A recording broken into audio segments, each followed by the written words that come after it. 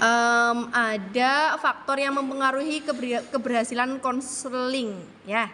Ingat nggak tulisannya?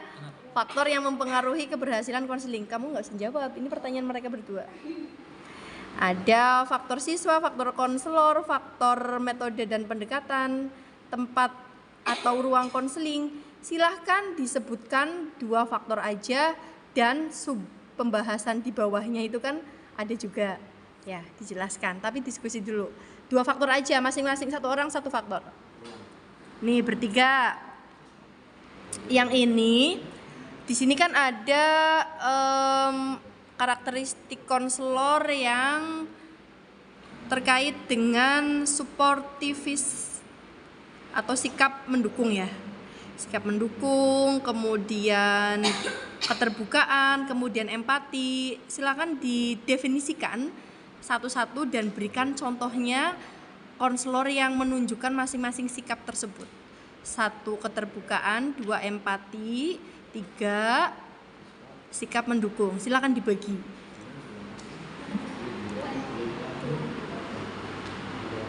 Sudah? Siapa yang mau jelasin dulu? Pak Gama? Oke. Jadi faktor guru. Ya. Faktor guru. Ya. Faktor guru di mana guru itu harus bisa memberikan solusi yang terbaik buat muridnya. Solusi hanya sebuah solusi, bukan sebuah keputusan. Jadi semua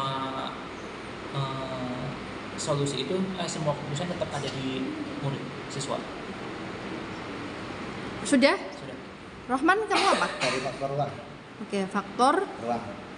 Ruangan yang bikin nyaman, itu tempat duduknya yang enjoy, yang enak, terus luas, terus ada AC-nya biar kita kan untuk curhat ke guru BK-nya itu lebih enjoy, lebih enak gitu. ruangan kayak gini cocok nggak? Terlalu besar. Terlalu besar. Iya. Panas. Jadi nggak cocok buat konseling. Enggak. Siapa dulu? Bila, silakan Bil. Untuk karakteristik keterbukaan itu, jadi seorang konselor itu harus memberikan ruang untuk konselingnya agar dia itu merasa nyaman dulu. Dan ketika si konseling itu udah merasa nyaman, pasti dia itu akan terbuka dengan semua dengan masalahnya, dan kita juga mudah untuk memberi arahan si konseling ini. Contohnya? Misalkan kayak di video ya, di video itu jadi ketika guru BK memanggil siswa ke ruang BK, nah itu tuh ada intro opening dulu, jadi awalnya dulu gimana, kayak basa-basi gitu tentang siswanya keadaannya gimana. Nah ketika setelah itu si guru BK ini baru mengungkapkan kayak dapat info dari guru lain. Nah setelah itu kan pasti berarti guru BK ini udah tahu nih masalah saya, dan itu saya akan kayak bercerita apa yang dia rasakan. Oke, terus siapa lagi? Pendukung. Sebagai konselor kita harus mendukung siswa agar siswa itu merasa didengar dan merasa kayak dia tuh apa yang dia alami itu didengar oleh si konselor. Contohnya misal kayak kita si siswa itu kayak lagi konseling kayak saya mau kesini, dan kita sebagai konselor itu selalu mendukung. Jadi jangan menuntut dulu, kalau emang itu terbaik kita dukung, kalau memang itu menurut itu buruk jadi kita arahkan, tapi kita tidak boleh memaksa. Faktor empati di sini menjelaskan bahwasanya kita bisa merasakan apa yang konseling itu rasakan. Jadi semestinya kita sebagai konselor bisa merasakan ketika konselingnya itu sedang sedih ataupun sedang kacau, frustasi, itu kita bisa rasakan. Maksudnya di sini kita bisa merasakan bahwasanya semisal si konseling ini sudah ditinggalin orang tua, nah kita belum tahu nih turut berduka cita ya, misal Coba dipraktekkan gimana ekspresi empati ke klien. Boleh sama sebelahnya, sama Bila boleh. Ayo di film bagus kok. Ayo. Turut berduka cita ya atas meninggal ibu kamu. Semoga diterima ibadah juga. Kamu yang sabar, meskipun ibu kamu udah nggak ada, tapi ibu akan selalu ada buat kamu. Oke. Itu hanya ucapan, gerakannya sih. Nah gitu, jadi harus ekspresif. Oke, Nina. Nah ini rebutan, nanti angkat tangan kalau yang udah boleh keluar. Besok. Mengeluarkan hadis, Bu. Boleh. Hadis, dalil-dalil. Gimana?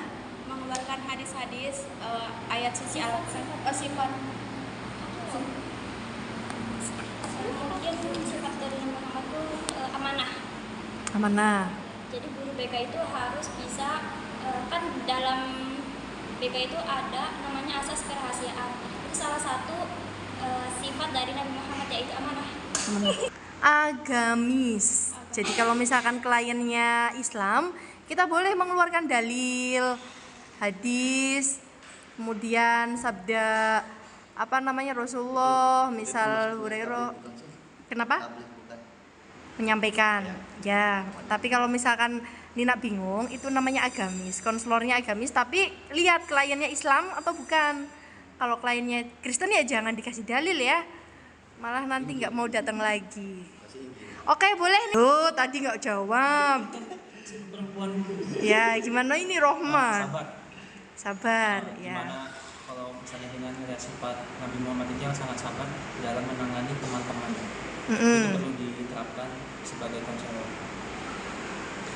Oke, faktor apa yang menyebabkan konselor itu tidak bisa memenuhi karakteristik yang seharusnya baik, tapi dia malah menyeleweng ke karakteristik yang negatif? Konselornya. Iya, alasannya kenapa ya? Kok konselor nggak bisa memenuhi kualifikasi karakteristik yang seperti itu? Satu aja temennya kasihan nih. Itu pendidikan nih. Pendidikannya kenapa tuh?